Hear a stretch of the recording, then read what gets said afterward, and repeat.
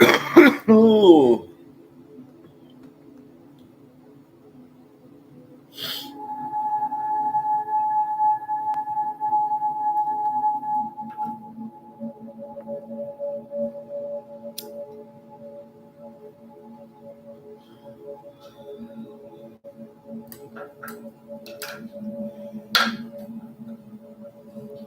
first off, I want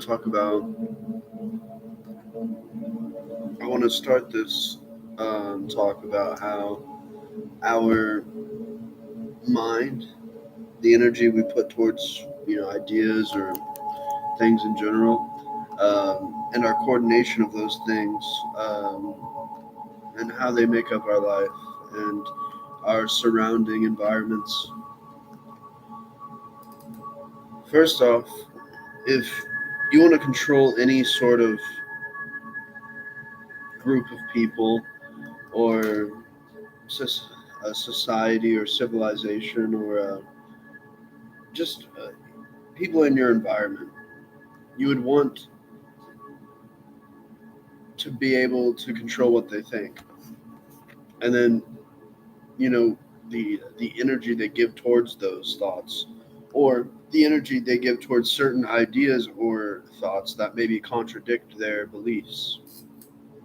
You want to be able to dictate an outcome that is predictable. So, because if you can dictate something, you can predict an outcome, and then therefore you can respond and control a situation uh, on a really large level of people and things and situations. Um, that works on a sort of uh, this idea works on many levels. It works on a level of culture, like niches and art and cultures, and many different hobbies. Uh, but it also exists within corporations, uh, businesses, governments, uh, people who are trying to influence movements of some sort. This isn't necessarily a bad or a good thing. It's just kind of what happens and how you can identify the coordinating events of your mind and energy. Because, in my opinion, right now we are experiencing some of the most, if not the most, coordinated events in our lives, in human, maybe in recorded history of our knowledge right now. And what I mean by that is we have all of us have sort of a newspaper, the daily newspaper that gets thrown at our front door every day. But we have that in the form of these kind of screens that access uh, vast amounts of information to dictate what you believe in, where you're going, uh, who you're operating around, maybe even potentially who you're trying to uh, find love or partnership or friendship with people, or any sort of group. You have access to at least some sort of limited perspective of whatever thing you're looking up. And there's many consequences to that, because on one hand you have access to almost in what seems like an infinite amount of information, which it almost seems pointless to even attempt anything or to do anything, because it's seemingly already been done.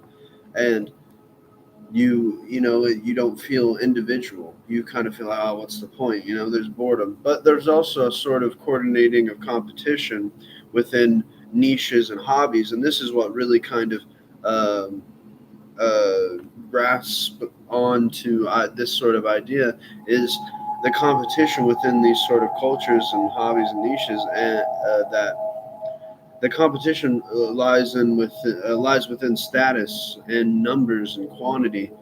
Uh, rather than just quality of what you're putting out.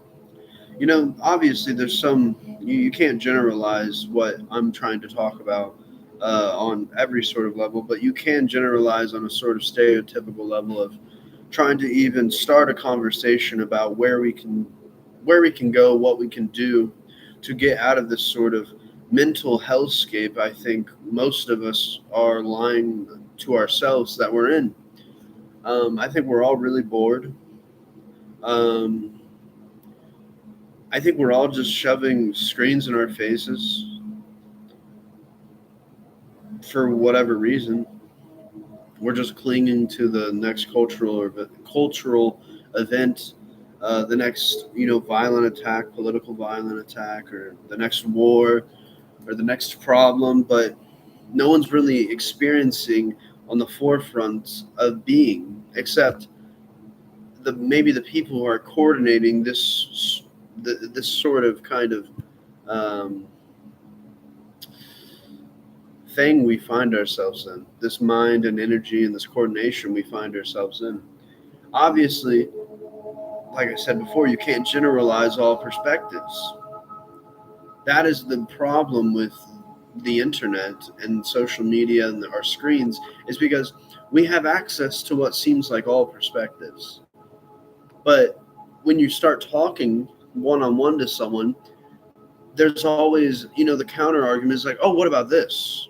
Oh, what about this? Instead of even operating on a conversational level about what they just said, or what, on one topic. There's always one other topic to bring in, like you're forgetting something or not. That's the problem. There's always going to be something else within this sort of, this sort of thing we find ourselves in. There's always going to be one more thing to find and look into. It's because of maybe um, our addiction to forms or convenience, or trying to understand ourselves with an externalization of ourselves through our screens, and this sort of mind or mental projection of ourselves that we make online and we present to people, and we present this sort of character to people in the physical world as well.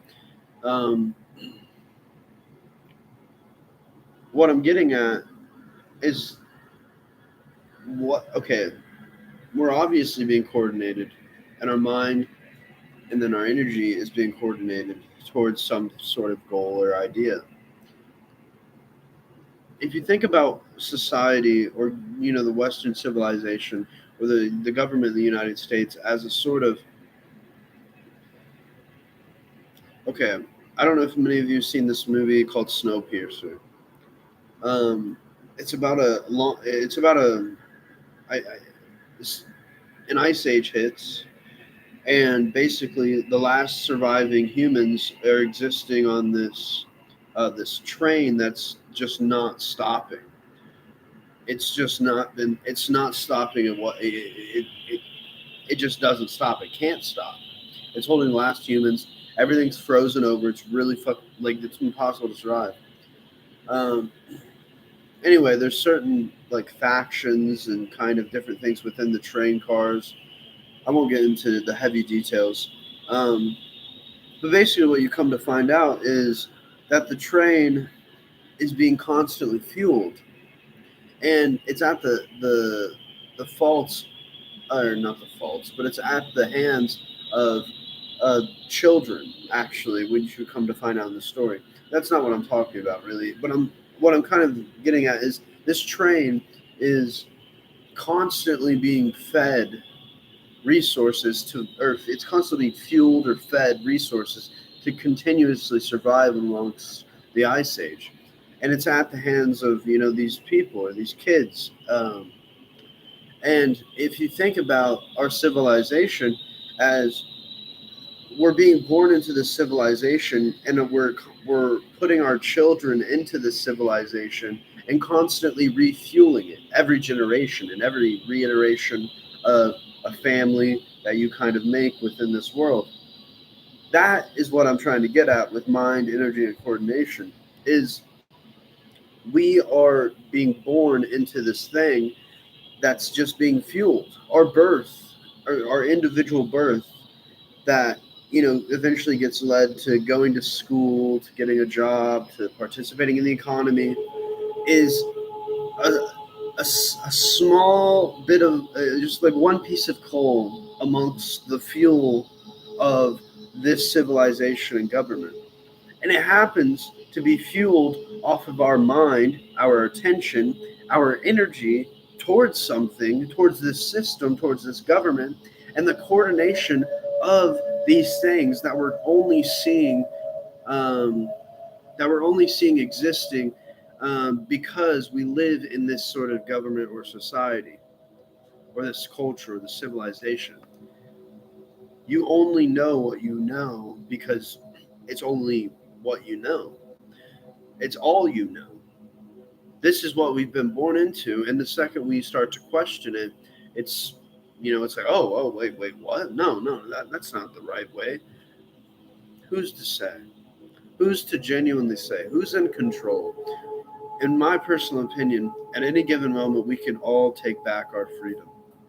We can take back the willpower. We can take back where we go, what we do, who we talk with, what we entertain. You do not have to entertain those conversations with those people who are constantly sucking your energy. You do not have to constantly feed the next cultural event. You feel bored? Draw something, write something, go outside. Don't stimulate yourself. Do not feed yourself more of what you're not lacking. You're obviously not lacking stimulation. Excuse me. You're obviously not lacking stimulation. You're lacking purpose or substance. And I'm not talking about substances, I'm talking about substance within your life. Something to grasp, something to hold on to. And that's what I'm preaching. I'm not preaching towards any sort of ideology or religion. I'm simply preaching to take back your humanity, to create something novel, to do something of your own, to create a conversation because you want to. Our anxiety and stress is being produced by this cultural fueling machine, and our mind and attention is the fueling this sort of civilization, this government, this culture, this society. You do not have to entertain it any longer. That's what I'm preaching.